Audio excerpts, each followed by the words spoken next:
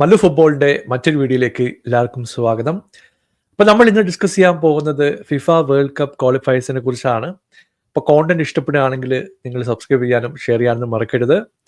രണ്ട് പ്രധാനപ്പെട്ട മാച്ചിനെ കുറിച്ച് നമുക്ക് ഡിസ്കസ് ചെയ്യേണ്ടതുണ്ട്. നമുക്ക് ഇംഗ്ലണ്ടിൽ തന്നെ സ്റ്റാർട്ട് ചെയ്യാം. ഇംഗ്ലണ്ട് 2-0 അൽബേനിയയെ ഇന്ന് പരാജയപ്പെടുത്തിയിട്ടുള്ളത്.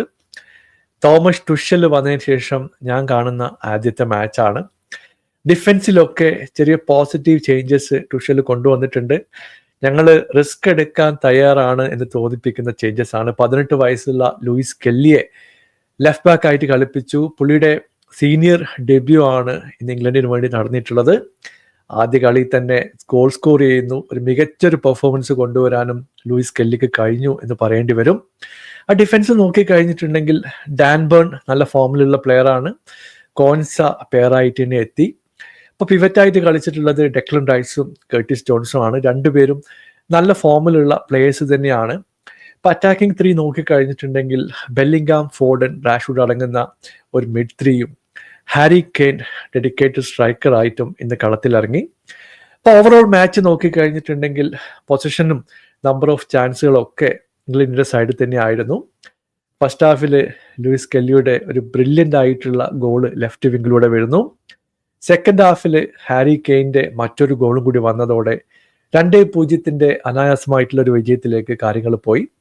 പക്ഷേ ഇത് പെർഫെക്റ്റ് ആയിട്ടുള്ള ഒരു ടീമല്ലാന്ന് ഓൾറെഡി ടുഷൽ വാർത്താ സമ്മേളനത്തിൽ പറഞ്ഞു കഴിഞ്ഞു. പുള്ളി ക്ലിയർ ആയിട്ട് തന്നെ എടുത്തു പറഞ്ഞിട്ടുണ്ട്. സ്ട്രക്ചറലി പല ആൾക്കാരും കൃത്യമായിട്ടുള്ള പെർഫോമൻസുകളല്ല കൊണ്ടുവന്നിട്ടുള്ളത്. എസ്പെഷ്യലി ഹൈലൈനിൽ കൗണ്ടറൊക്കെ കളിക്കുന്ന സമയത്ത് വളരെ ക്രൂഷ്യൽ ആയിട്ടുള്ള സ്ഥലത്ത് വെച്ച് ബോൾ മിസ്സാവുന്നു.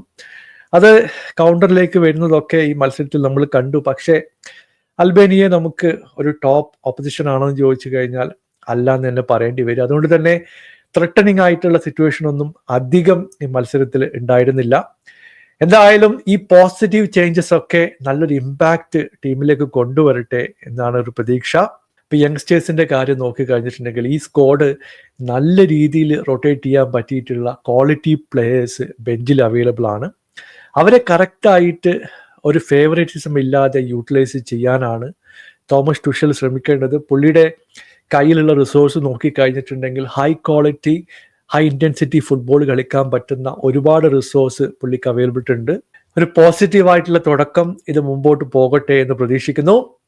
മറ്റൊരു മത്സരത്തിൽ ബ്രസീൽ 2-1 കൊളംബിയയെ പരാജയപ്പെടുത്തി.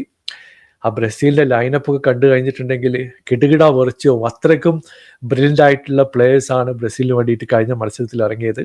ഇപ്പോൾ വിനീഷ്യസ് ജൂനിയറും ജാവ പെഡ്രോ അടങ്ങുന്ന ഒരു ഫ്രണ്ട് 2, പിന്നെ 4-4-2 എന്നുള്ള ഫോർമേഷനിൽ ബ്രസീൽ നിന്ന് കളിക്കാൻ ഇറങ്ങി. തൊട്ടു പിറകിൽ നോക്കിക്കഴിഞ്ഞിട്ടുണ്ടെങ്കിൽ റഫീഞ്ഞ കിഡിലം ഫോമിലാണ്.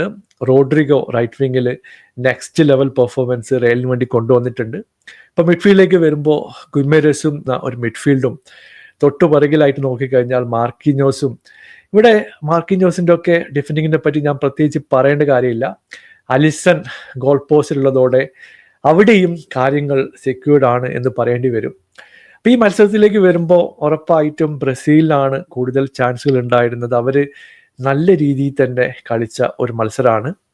വിനീഷ്യസ് ജൂനിയറിന്റെ കാര്യം ഞാൻ പ്രത്യേകിച്ച് പറയേണ്ട കാര്യമില്ല. കാരണം പുള്ളി ശരിക്കും പറഞ്ഞ ബ്രില്യൻ്റ് ആയിട്ടുള്ള ഒരു 4-5 മൂവുകൾ ലെഫ്റ്റ് വിങ്ങിലൂടെ പുള്ളിയുടെ സൈഡിൽ ഉണ്ടായിരുന്നു. ഇപ്പോൾ ത്രൂ ബോൾ ആയാലും പുള്ളിയുടെ ആദ്യത്തെ റൺ ശരിക്കും പറഞ്ഞ ഒരു പെനാൽറ്റി ഓപ്പർച്യൂണിറ്റി ബ്രസീലിന് നൽകിയെന്ന് പറയേണ്ടി വരും. ഇവിടെ റൈറ്റ് വിങ്ങിലൂടെ പോസ്റ്റിലേക്കുള്ള പുള്ളിയുടെ സ്പീഡ് കൊണ്ട് മാത്രമാണ് അവിടെ വെച്ച് ന്യൂനോസിന് ഒരു മിസ്റ്റേക്ക് സംഭവിക്കുന്നതും. അങ്ങനെ ഓൺ ഫീൽഡ് റെഫറി പെനാൽറ്റി കൊടുക്കുന്നു. റഫീഞ്ഞ ബ്രില്യൻ്റ് ആയിട്ട് അത് കൺവേർട്ട് ചെയ്തുകൊണ്ട് 6-ാം മിനിറ്റിൽ തന്നെ 1-0 ലീഡിലേക്ക് ബ്രസീലിനെ കൊണ്ടെത്തിക്കുകയും ചെയ്തു. ഇതിനുശേഷം നമ്മൾ നോക്കിക്കഴിഞ്ഞിട്ടുണ്ടെങ്കിൽ ക്ലിനിക്കലായിട്ടുള്ള പല ചാൻസുകളും ബ്രസീൽ വിട്ടുകളഞ്ഞു എന്നുള്ളതാണ് വസ്തുത. 4-5 ഷോട്ടുകൾ ഡയറക്റ്റ് ആയിട്ട് ഗോൾ കീപ്പറുടെ കയ്യിലേക്ക് പോയി. ഗോൾ കീപ്പറുടെ നല്ലൊരു പെർഫോമൻസ് ആയിരുന്നു. പിന്നെ ഒരു ടാപ്പിൻ ഓപ്പർച്യൂണിറ്റി റഫീഞ്ഞയ്ക്ക് മുമ്പിൽ ഇട്ടുകൊടുത്ത വിനീഷ്യസ് ജൂനിയറെ നമ്മൾ കണ്ടു. എന്തുകൊണ്ടാണെന്ന് അറിയില്ല, ഓപ്പൺ പോസ്റ്റിൽ ടാപ്പിൻ ചാൻസ് പുള്ളി ലെഫ്റ്റ് വിങ്ങിൽ പുറത്തേക്ക് അടിച്ചു കളഞ്ഞു. അങ്ങനെ കളി മുമ്പോട്ട് പോയി. സെക്കൻഡ് ഹാഫിൽ നമ്മളെ Luis Diaz Liverpool goalkeeper ആയിട്ടുള്ള അലിസൺ എതിരെ അടിച്ചിട്ടുള്ള ഒരു ബ്രില്യൻ ഗോൾ നമ്മൾ കണ്ടു. ഇവിടെ നമ്മൾ ലൂയിസ് ഡിയാസിന്റെ ആദ്യത്തെ ടച്ച് എടുത്തു പറയണം, ബ്രില്യൻ്റ് ആയിട്ടുള്ള ടച്ച് ആയിരുന്നു. പുള്ളി ഒരു ടച്ച് എടുത്തിട്ട് ഒരു സ്റ്റെപ്പ് മുമ്പോട്ട് വരുന്നു, ആ ഗ്യാപ്പിലൂടെ റൈറ്റ് ഹാൻഡ് സൈഡ് കോർണറിലേക്കാണ് ഈ ഷോട്ട് അടിക്കുന്നത്. അങ്ങനെ 1-1 എന്ന രീതിയിൽ കളി മുമ്പോട്ട് പോയി. അപ്പം ഞാൻ വിചാരിച്ചു ഇത് സമനിലയിലേക്ക് ആകാൻ പോകുന്ന ഒരു മാച്ചാണ്, കാര്യമായിട്ടൊന്നും പ്രതീക്ഷിക്കേണ്ട. പക്ഷേ ഇഞ്ചുറി ടൈമിൽ അവസാന നിമിഷത്തിലാണ് വിനീഷ്യസ് ജൂനിയറിന്റെ ആ ഒരു ബ്രില്യൻ ഗോള് വരുന്നത്. ഇവിടെ നമ്മൾ കാണുന്നത് പുള്ളിയുടെ വിഷനും ആ ഒരു പ്ലേസ്മെന്റും തന്നെയാണ്. ലെഫ്റ്റ് വിങ്ങിൽ നിന്ന് കൊണ്ടുവന്നിട്ടുള്ള ഒരു ബോള് പുള്ളി രണ്ടുപേരെ ഡ്രിബിൾ ചെയ്തുകൊണ്ട് പോസ്റ്റിനകത്തേക്ക് ഒരു ഡയറക്റ്റ് ഷോട്ട് എടുക്കുകയാണ്. ആ പ്ലേസ്മെന്റ് എന്ന് പറയുന്നത് ബ്രില്യൻ്റ് ആയിട്ടുള്ള പ്ലേസ്മെന്റ് ആയിരുന്നു. ഗോൾ കീപ്പർ ചാടിയൊക്കെ നോക്കി, പക്ഷെ അത് സേവ് ചെയ്യാൻ പുള്ളിയെ കൊണ്ട് കഴിഞ്ഞില്ല. അങ്ങനെ കളി അവസാനിക്കുമ്പോൾ 2-1 ബ്രസീൽ വിജയിക്കുകയും ചെയ്തു. പക്ഷെ ഈ പെർഫോമൻസ് വെച്ച് നോക്കുമ്പോൾ ഒരു 4-5 ഗോളൊക്കെ അടിക്കേണ്ട പെർഫോമൻസ് ആണ്. എനിക്ക് തോന്നുന്നു ഒരു അണ്ടർ റേറ്റഡ് ആയിട്ടുള്ള പെർഫോമൻസ് വിനീഷ്യസ് ജൂനിയറിന്റെ സൈഡിൽ നിന്ന് വന്നു എന്ന് തന്നെ പറയേണ്ടി വരും. എന്തായാലും നിങ്ങളുടെ അഭിപ്രായം താഴെ അറിയിക്കുക. പുതിയൊരു വീഡിയോയുമായി വീണ്ടും കാണാം. Thank you so much for watching. Bye for now.